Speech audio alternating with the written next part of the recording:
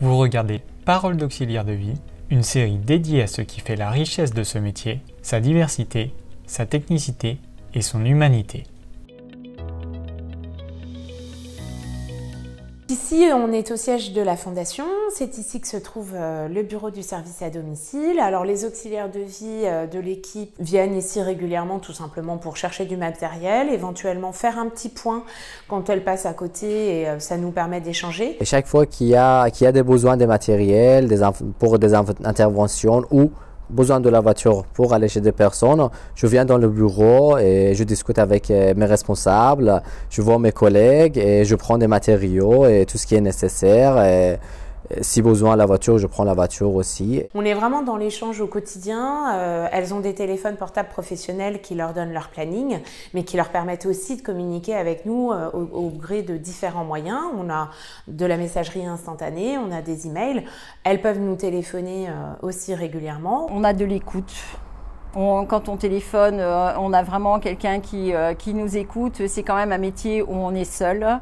Et donc, c'est très important quand on appelle le bureau d'avoir l'écoute et la reconnaissance, je trouve. C'est ce qui me plaît à UB Santé.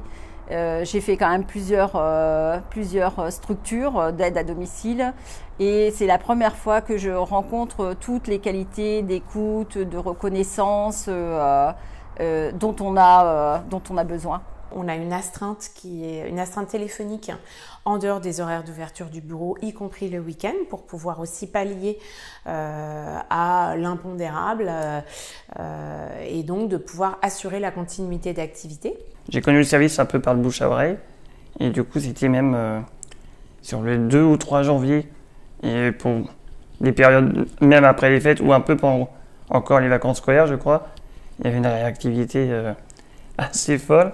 Et du coup, première prise de contact, explication de ce que j'ai besoin aussi et comment fonctionne le service.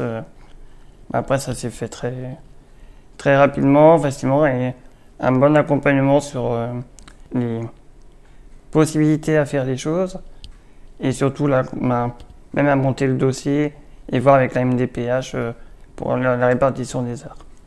Et au niveau de l'organisation, franchement, c'est toujours gagnant-gagnant en fait. Chaque mois, je peux dire, moi j'envoie mon emploi de temps, mes disponibilités et c'est UB Santé qui gère mon planning. Et donc, il y avait vraiment, ça fait maintenant 3 ans presque avec la fierté. Et que je continue à travailler toujours. Et donc, on va aussi pouvoir former au fur et à mesure nos intervenants, notamment à l'utilisation du matériel. On met en place des doublons. Ce qui est important pour nous, c'est qu'une auxiliaire de vie, elle ait un planning le plus stable possible et qui corresponde aussi à ses souhaits personnels. On organise les plannings avec une journée de repos fixe par semaine, ce qui permet aussi d'avoir pour chacune et chacun un équilibre dans la vie professionnelle et personnelle. Donc aujourd'hui, on est régulièrement à la recherche de nouvelles personnes pour rejoindre l'équipe.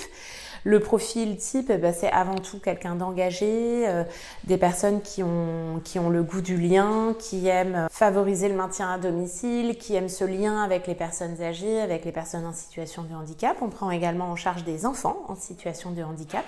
Donc on peut avoir vraiment différents profils. Le point commun, c'est l'investissement, le goût du domicile, le goût du lien humain.